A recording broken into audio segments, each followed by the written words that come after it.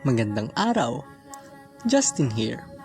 In the previous episode, we learned how can we seek the truth.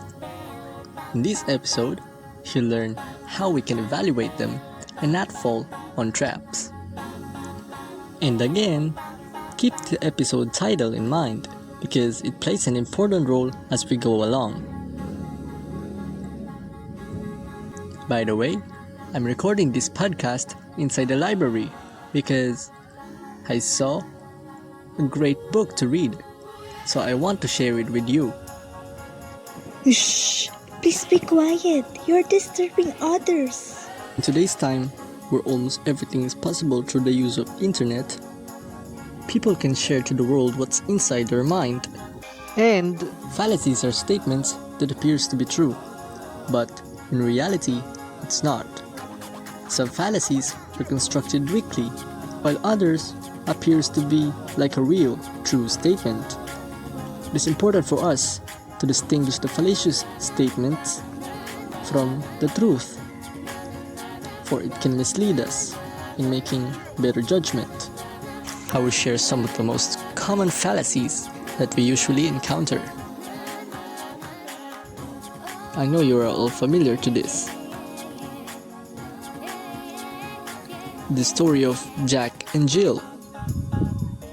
But we need to put it in a context.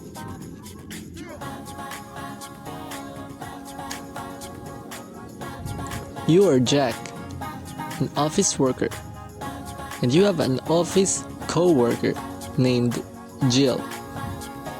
Jill is a bald person.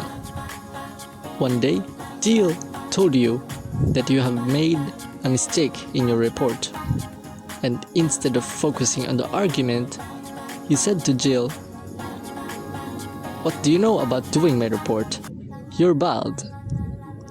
This is an example of an ad hominem fallacy, which attacks person's background, maybe physical characteristics, beliefs, or social status, etc. And as a reply, Jill said, "I'm close to the company's CEO.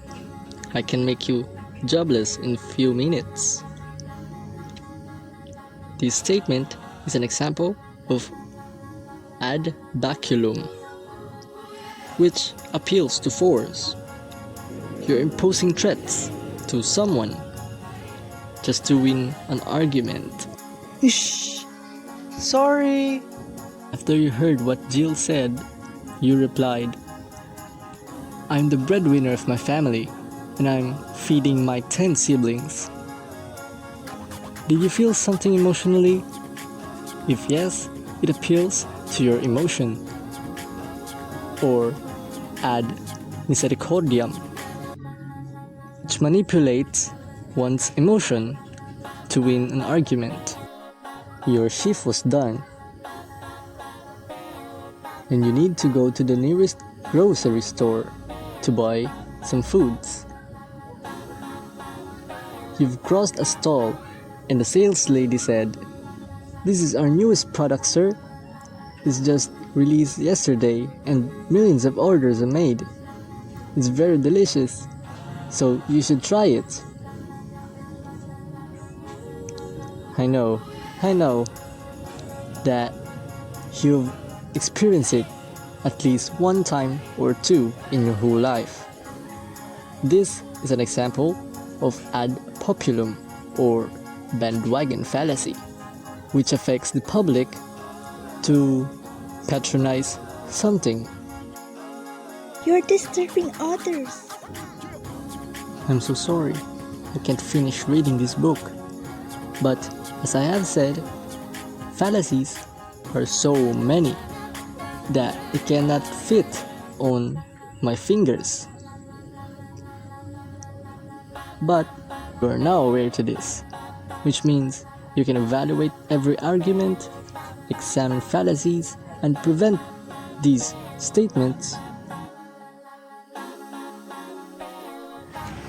If you are blocked by a salesperson sometime in your life, click the like button and Be sure to comment your experience down below.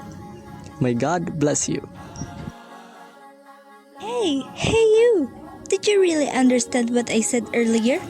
Of course, I understand what you said, but We are all disturbed by your podcasting here. You should not do it here. This place is a quiet one. Just do it outside. Go outside. libraries are public places. They should still have noise. You know, even cemeteries have noise too. Oh, come on. Fallacies.